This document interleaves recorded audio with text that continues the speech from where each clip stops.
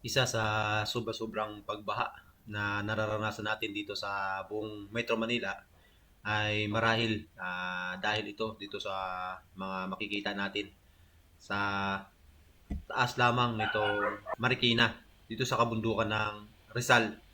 May San Mateo, Rodriguez at Antipolo maging sa Tanay area. Ito dito tayo sa may Marikina. Ito yung Marikina, ang Marikina Riverbank. So, Sumulong Highway, ito namang mahabang dilaw na ito yung Marcos Highway. Tapos C5 naman isang to. Tara, diretso tayo dito sa may kabundukan. Ayan, makikita natin yung kabundukan dito sa parting ito ng Upper Marikina. Marami na dyan sa mga kabundukan ang talagang kinalbo na. Ito saan to, titignan natin. Ito ay isang aggregate corporation na nagmimina ng bato. Ayan. Ayan. Mukhang maliit lang titingnan sa ating mapa pero napakalawak ng area na yan. Ayan, dito sa may Sitio Kamandag 2, Barangay Mayamot ng Tipolo City ito. Ayan. Kinalbo na nila yung bundok. Ito ang mas malaki. Ayan, makikita nyo may parang crater na dyan, may tubig. So, ito, ang ginagawa nila dito ay nagmimina sila ng bato. At ginagawa nilang graba, buhangin, tsaka mga boulders, no? Yan yung ginagamit natin sa ating mga construction, sa ating mga bahay. Yan. Hindi lang yan, marami yan nagkalat dito sa kabundukan ng Antipolo, Rodriguez at Tanay, San Mateo. Nagkalat yan sila dito sa kabundukan ng Rizal. Ito pa, ito isang to. So, ito isang subdivision. So, magiging kabundukan ay pinapatag na para gawing residential area. Dito sa part na to, ito San Mateo. Ito yung Ayala, Pilinbis. Ayan. Napakalawak din ito. Siguro gawin itong residential area din, subdivision. Ayan. The Glades at Timberland Heights by Pilinbis. Dito naman sa taas, ang San Mateo Landfill. So, ayan. Napakalawak din ng area na to na pinatag yung tuktok ng bundok para pagtambakan ng ating mga basura. So, ito ay talagang necessary na gagawin dahil wala namang ibang mapili yung ating gobyerno na para pagtambakan ng ating mga basura. Pero itong iba dito ay talagang wala nang ito, no? Puro businesses lang ito, mga private businesses ito na sumisira ng ating kalikasan. Ito, aggregates na naman to. Isang aggregates corporation na nagmimina ng mga bato. Ito, kita nyo kung gaano kalawak yan. Ayan. Instead na itong kabundukan nito ay puro puno, mga damo na silang nag-absorb ng tubig tuwing tag-ulan. So, dahil sa mga malawakang pagmimina ng mga bato yan sa kabundukan ay nagko-contribute ito, nagpo-cause ito ng malakas na baha. Dito meron pa dito isa. Ito ay parting Montalban. Ito yung I think ito yung ayan Montalban Milex Aggregates Corporation. Ayan, napakalawak din. Sobrang laki ng area na to na kinalbo. At hindi pa yan, doon sa may party ng Marikina River, papuntang San Rafael, Rodriguez, meron din ito yon. Ito yung Marikina River, yung mahaba na to hanggang doon to sa may Wawa Dam, San Rafael, Rodriguez Rizal. So ito napakalaki din ng mga kinalbong bundok dito sa may party na to. Ayan. Napaka-delicate ng location ng Aggregates Corporation nito dahil nandito lang mismo siya sa gilid ng Marikina River. Ayan. Napakalawak din ng kinalbo dyan. So, punta natin yung Marikina. Yung Wawa Dam. Ito yung Wawa Dam. Yung old Wawa Dam. No? Yung original, yung maliit.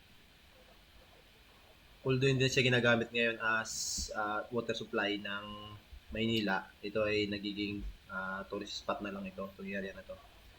Ang nagiging reservoir natin na bago ay yung tinatawag na Upper Wawa Dam na nakikita dito sa taas. Ayan. Ito yung Upper Wawa Dam. Napakalawak nito. Ito yung bagong gawang dam. Ayan. Ito yun. Tapos ito yung pinaka-reservoir. Sa taas itong puti na yan, yung body of water yan, yung puti na yan. Nakikita rin sa mapa. Dito sa bandang taas, ito yung kanilang pumping station. Ayan, oh. Ito din dito yung mga kanilang mga facility. Ayan.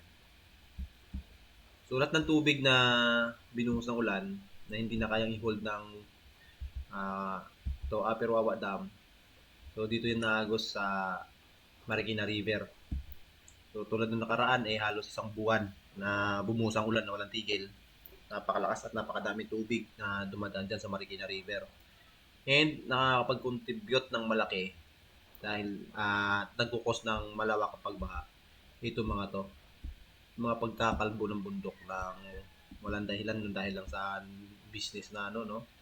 O kinukutkot nila yung bundok para gilingin yung mga bato, gawing gravel, buhangin at mga boulders, skombro para sa mga construction no. So ito very unnecessary na to may mga ibang paraan naman pagkukuha na ng no. Pero dito kasi sabi nga sa kanta hindi naman nakakasama ang pag-unlad kung hindi nakakasira sa kalikasan. Pero dito parang na talaga kasabay na sa pag-unlad ng ating bayan ang pagsira sa ating kalikasan. So ayan no. So ngayong araw pupuntahan natin yung ibang site nito at titingnan natin kung gaano ba talaga kalala yung nagiging epekto nitong mga mining company na to. Dito tayo sa Marikina, Barangay Fortune. Ito nasa likuran natin, itong malaking kampanya na sa likuran natin. Ito yung paggawa ng baril, yung Arms Core Company dito sa may Fortune, Marikina. So ngayon, subukan natin puntahan at silipin yung mga areas kung saan, bakit nga ba palaging binabaha at parang mas lalong lumalakas ang baha, lumalalim ang tubig dito sa Metro Maynila, no? So maaaring ito yung dahilan kung bakit mas tumitindi na yung mga pagbaha ngayon sa Metro Manila. So dito sa may Upper Marikina, parting San Mateo, titingnan natin yung mga areas dyan.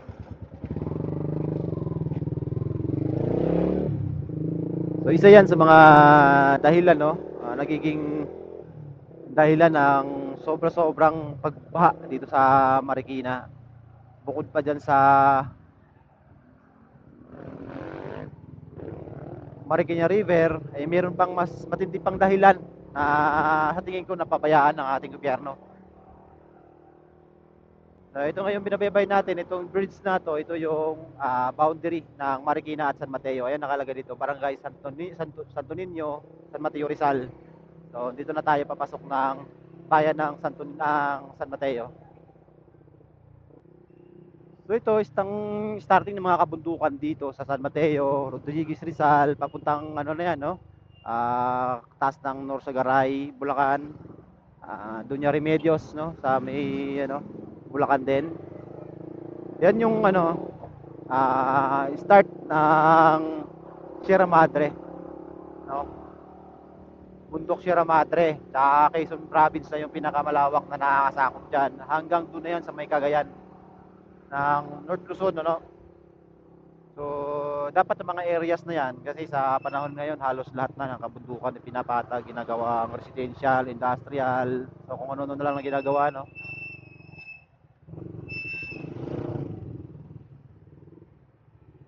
So, yan ang pinakamasaklap. So, hindi naman masama yung pag-unlad, ika nga sa kanta, no? Kung hindi naman ito nakakasira sa ating kalikasan, bagamat hindi po yun ang nasusunod. Dahil kasabay ng pag-unlad ay ang pagkasira ng ating kalikasan. So ngayon, yun ang titingnan natin dito sa taas ng San Mateo Rizal at Rodriguez Rizal. Tingnan natin kung gaano na nga ba kalaki yung pinsala ng mga kabundukan dito. Yun ang nagiging dahilan, malaking nagiging contribution ng mga yan. Kaya nagkakaroon ng mas matinding pagbaha dito sa Metro Manila. Currently dito tayo sa Barangay Gulod, San Mateo Rizal. So kakanan tayo dyan sa Batangahan, yun sa may bagong gawang kalsada dyan, yung Cambal Road. So patagos yan ng Rodriguez Rizal, may daan dyan. So may mga part nga lang na rough road pa, hindi pa siya fully concreted, no? Malawak ang kalsada na yan, papunta yan ng Rodriguez Rizal, may daan din dyan papuntang diretso ng Wawa Dam ng Barangay San Rafael Rodriguez Rizal. Dito kaliwa lang tayo dito muna.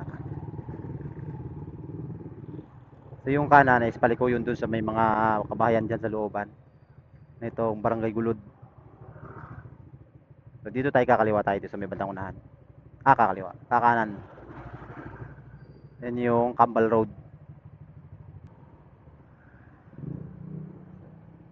Dito napakalaki ng mga truck na dumadaan dito. Gawa ng ito din yung daan papunta dun sa San Mateo Landfill. Doon din eksakto yung punta natin ngayon. Diyan sa may San Mateo Landfill. Kung tayo ay patutuloyin dun sa pinakatuktok. Pero sa bungad, meron tayong titingnan dyan na areas na kung saan kinalbo na rin yung bundok dahil nga sa pagka-quarry. Ito kasi San Mateo at Rodriguez, napakadami ditong mga body supporter, no? Mga creeks and river na nagkokonekta sa Marikina River, which is yung mga ano na yan, mga ilog na yan at sapa na yan, ayun yung contributory river channel na nagkukos ng malaking baha, lalo-lalo na sa parte nitong San Mateo at Rodriguez Rizal kapag panahon ng monsoon season, no? Malakas ang ulan. At lalong lumalala yan ngayon dahil sa napakarami na dito sa part ng Rodriguez at San Mateo ang nakakalbo na ng mga kabundukan.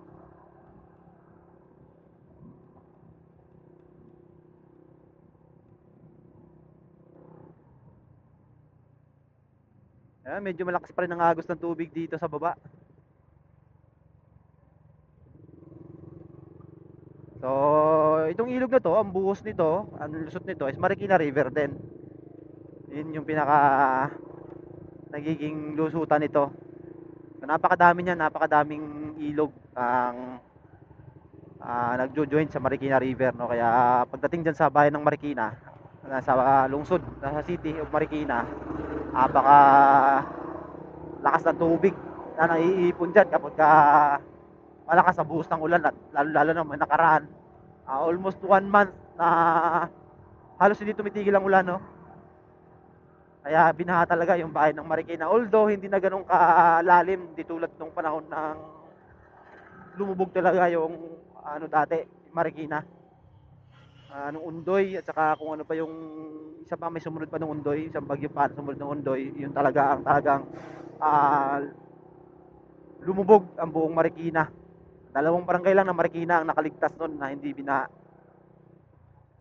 Itong area kasi na babaybayin natin, ito yung paboritong daanan ng mga ano dati. Daanan, ruta ng mga nagbibisikleta, no?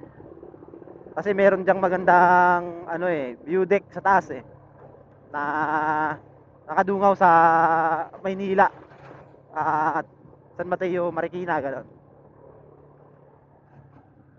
Maganda mga view dyan.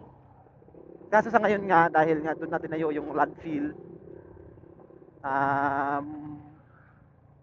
hindi na siya masyadong dinadalaw ng mga nagbibisikleta. Or meron pa rin naman na gustong pumunta. Meron pa namang ano doon, nagagawi pa. O dito. Hopefully, di tayo harangin, no? May mga kabayan pa naman dito At sobrang tarik ng kalsada na to, grabe. May mga residente pa ito, marami pa. Nag-i-scrap sila, no? Pang junk shop. So, yan guys. So, sana makapagpalipad tayo ng drone dito mamaya dahil sobrang lakas talaga ng hangin ngayon. So, ito muna ginamit natin yung ating Insta360. Grabe tarik ng kalsada na to. So, kaya paborito ito ng mga nagbibisikleta dahil yung mga nagpa-practice, no, na lumakas ng mga tuhod at mga binti nila, ito yung ruta na pinipili nila kasi pahon. Pero mo pag nahon mo to ng diretsuhan, nang walang babaan sa bike, walang tukod-tukod kung tawagin nila, isang malupit ka na cyclist. Dati panahong mabata-bata pa tayo, taong 2003, 2004, 2005, 2006, yun ang hilig natin, no? Magbibisikleta. Nasa Cavite pa lang ako nakatira noon. Mahilig talaga tayo magbisikleta. Nakakarating kami ng Laguna, Tagaytay, Batangas City. So, halos buong Laguna na libot natin. Quezon, may part ng Quezon. may bitukang manok. Narating natin yan sa pagbabike. Nga lang, nung mga panahon na yon ay hindi pa naman uso ang cellphone na di camera. Ayun, ay kalakasan pa. Halos lahat ng mga cellphone noon ay Nokia, no? Nokia, kalakasan ng Nokia yon. So, ilan pa lang yung mga brand na cellphone na may mga camera pero hindi ganun kalinaw kaya hindi pa uso ang vlogging sa time na yon. So, dito yung pinaka view deck, no? Tingnan nyo naman yung ano, unahan pa pala yung view deck na sinasabi nila. Agwa tayo dito sa mga truck kasi baka biglang ano yan, biglang umatras.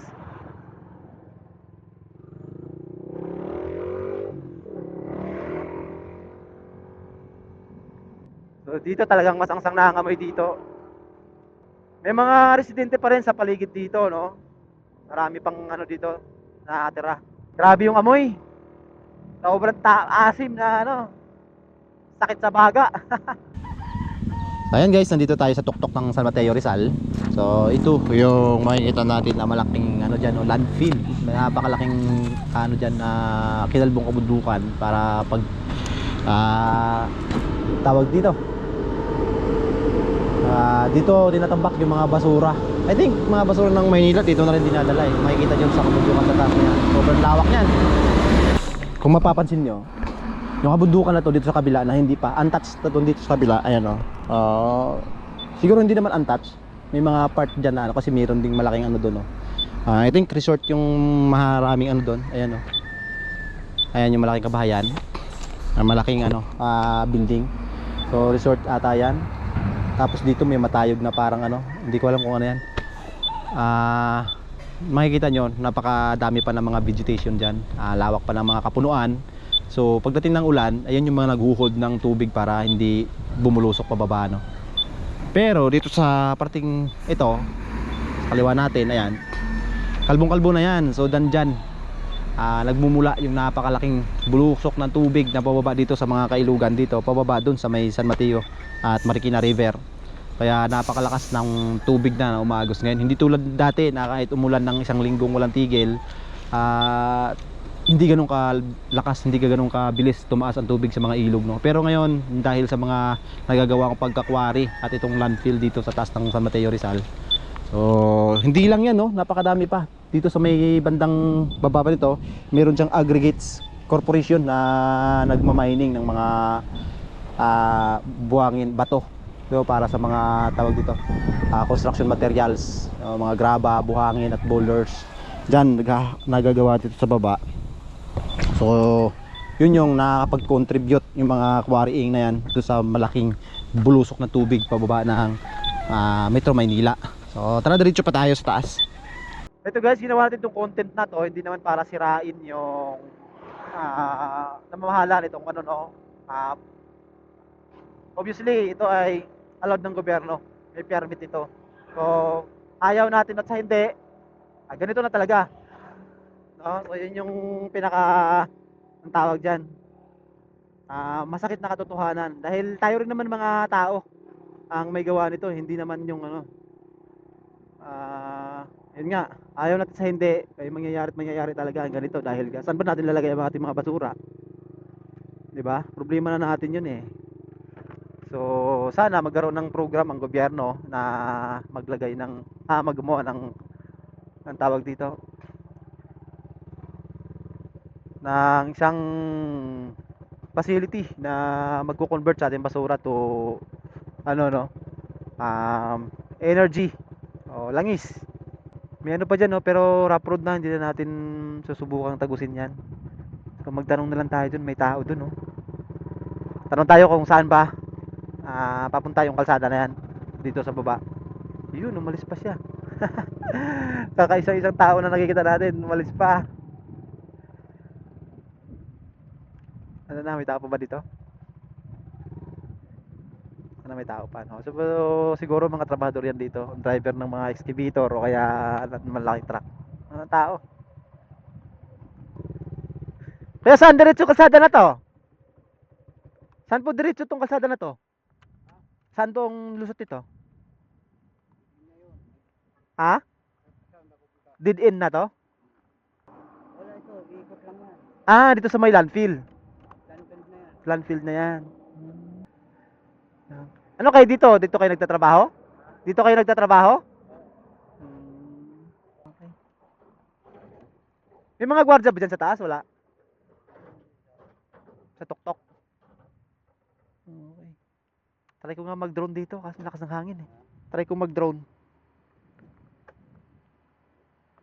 Tabi ko nga konti to. Di naman yata bawal dito. Papaalam sana ako sa gwardiya kasi wala. Nasa taas pa yata gwardiya eh. Ah, bawal na doon. Hindi, magpapalipad lang ako ng drone. Bawal mag-picture? Ah, okay. So, bawal mag-drone. Baba na lang tayo, baka pagalitan tayo.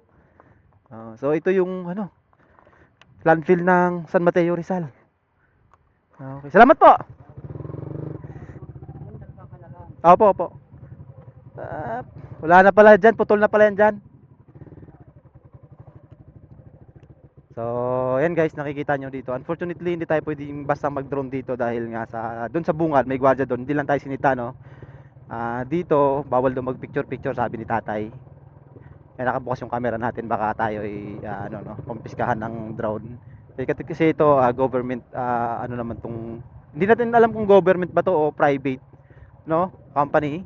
Pero, of course, allowed ng gobyerno yan at gobyerno din ang dyan, tawag dyan. Nag-a-allow at nagre-restrict ng mga rules and regulation dito.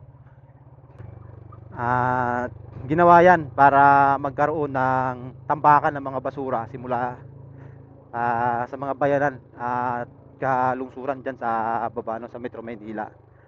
So siguro kung ang gobyerno natin ay parehas ng Singapore, no, makakakuha sila ng idea sana na gano'n. Ginawa kasi ng Singapore, nililikom nila yung buong basura from the whole country talaga. Tapos sinisegregate. Meron silang doon, ginawang Although malaki ang pondo na kailangan, pero kaysa naman napunta lang sa mga walang kwentang proyekto ng gobyerno, no, tulad ng flood control project na hindi naman talaga nag-i-exist yung iba. So why not? Ganun na lang ang gagawin para magkaroon ng maayos na disposal yung ating basura. Although maayos naman, kaya lang nagkakaroon kasi ng epekto sa ating kalikasan yan. Nagkakaroon ng masamang dulot sa ating, tulad dito ngayon, sa lawak na kinalbong bundok. Isang sakripisyo talaga ng ating mother nature yan para mapagbigyan yung ating mga pangangailangan, mga sangkatauhan, which is hindi natin masisisi yung gobyerno dahil yun ay kasama na sa ating araw-araw na buhay, no, yung basura. So sa ngayon walang ibang yung gobyerno tawag dito remedy para likumin yung ating mga basura. Kaya dapat bawat isa sa atin ay magkakaroon tayo ng maayos na disiplina sa ating mga sarili kung paano natin i-dispose ng proper disposal ng ating mga household waste. Kasi hindi biro. Sa atin kasi babalik yan eh.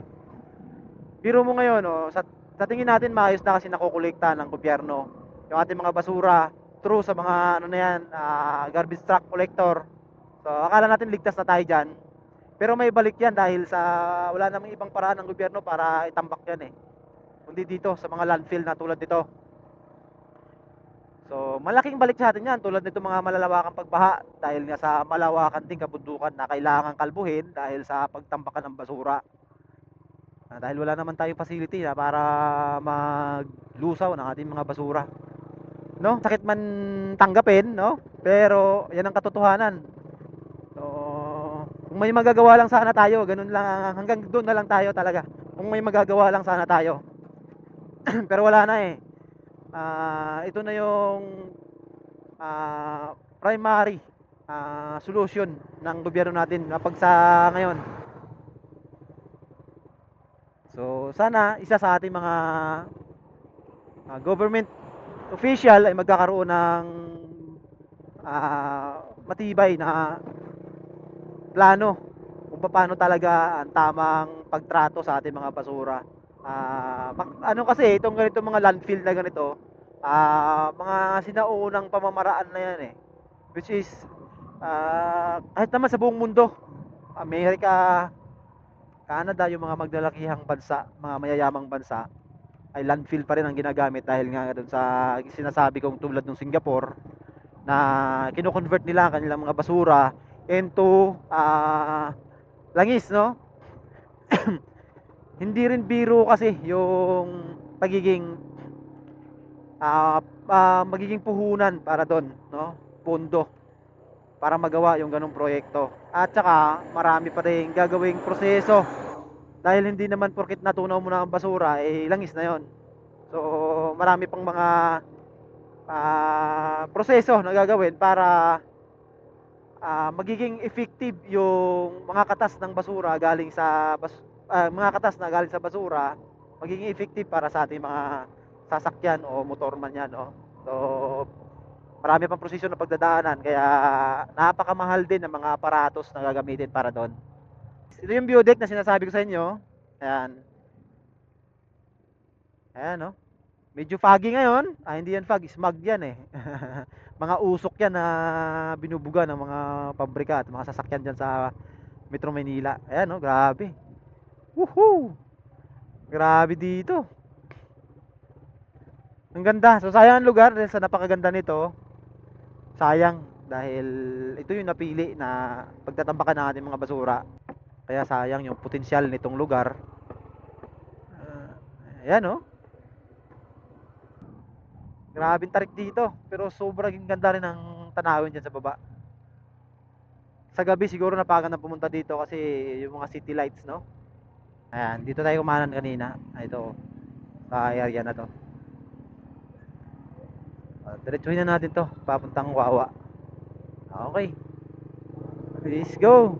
Ayan guys, no? Dito na tayo sa General Luna Avenue.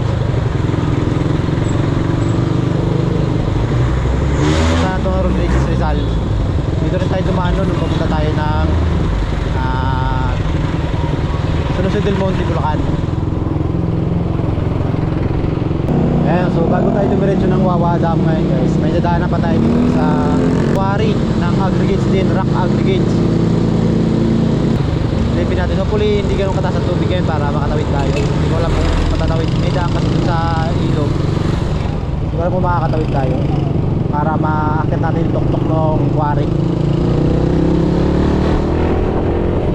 Ay, grabe yung bundok sa harapan natin guys, ha? Taas ng bundok. Malapit na lang tayo. Mayroon na tayo 400 meters dun sa bungad nitong sinasabi kong may ano dyan, lumang mine. Ay, lakas ng tubig, makakatawid pa tayo dyan.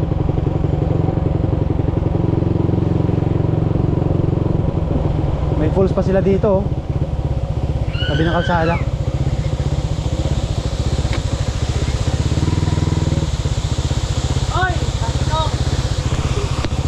Ayan, no?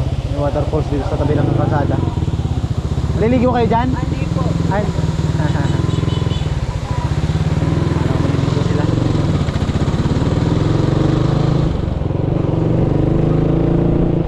Ang taas na tubig ngayon, grabe taas.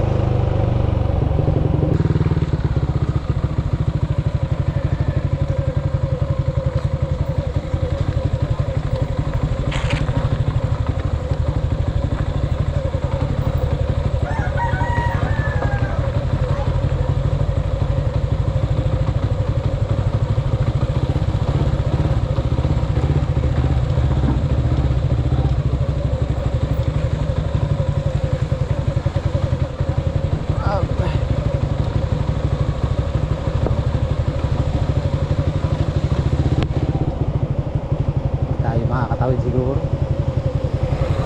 Lakas ng tubig. Dito sila naghuhugas ng motor, kaya pala may mga motor dyan, kala ko. Ito pinapaliguan dito dati eh. Kaso malakas ang tubig ngayon. Dyan sa taas na yan, yun yung minahan. Sa kaliwa natin na taas. Ito yung dump truck na nakatagilid.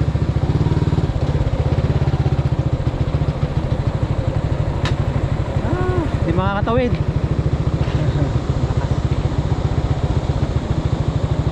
Ang lakas ng tubig, so wala tayong tawiran. May tulay doon sa unahan.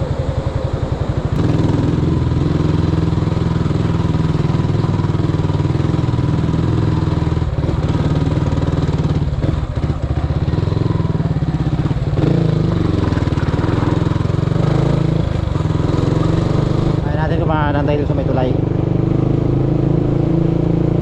Bayan lang natin, wala daw daan dito papuntang minahan. Silipin natin yung ilog dito kung gaano kalakas tubig.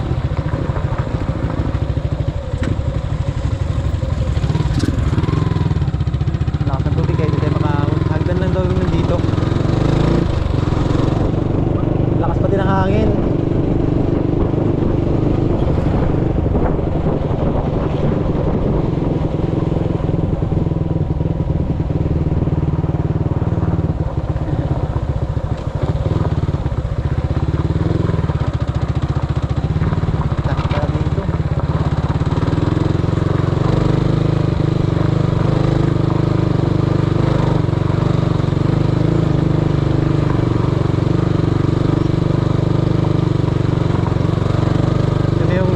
Gamit ng minahan, no? Ayan, no?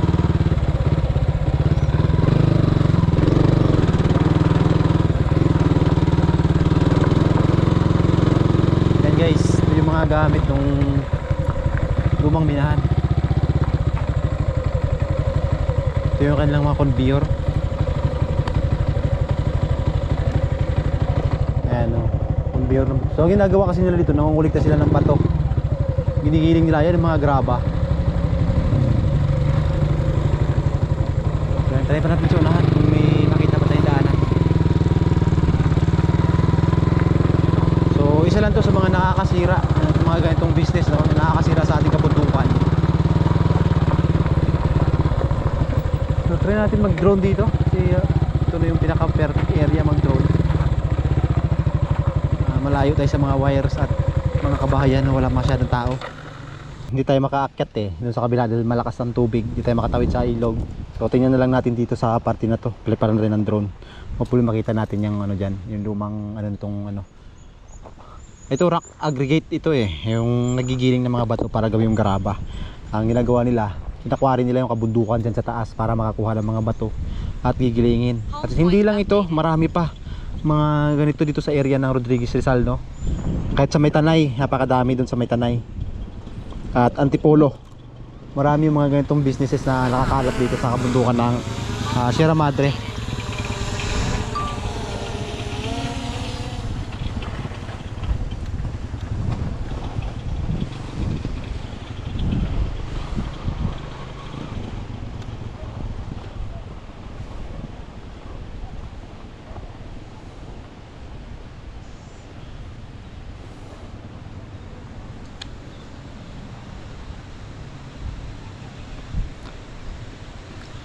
So yan, makita natin sa ating drone. Ayan pa rin yung ano, minahan, no. Hindi ko alam kung nag-ooperate pa to. Grabe, lakas ng hangin sa taas, nagwa-warning yung ating drone. Ayan, no. Ang lakas ng hangin. So baba natin ng konti.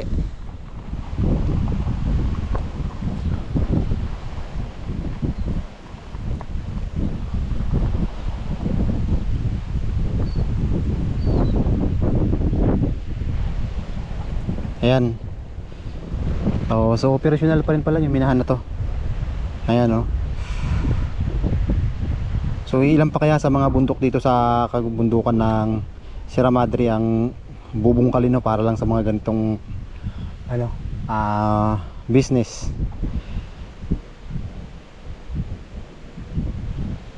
Biro mo kung gaano kalaki yung parte ng kabundukan ang nawala. Ayan, oh. Doon sa tapat meron pa, napakalawak niyan.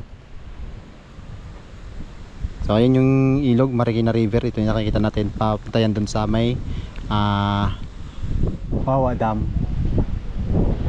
So balikan natin itong drone, sobrang lakas ng hangin talaga. Hirapan tayong magmaniobra.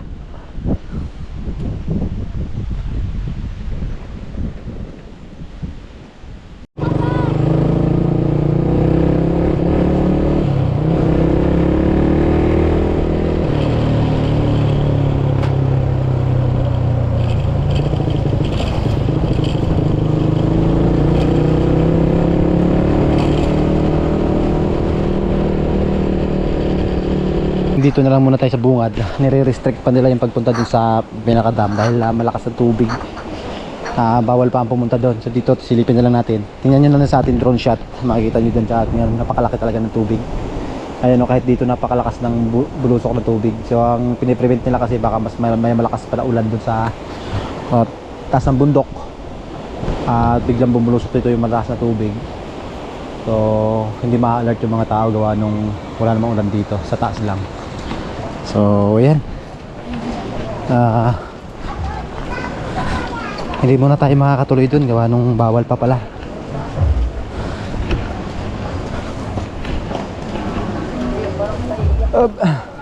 So gagawin natin, akit tayo ng Parawagan.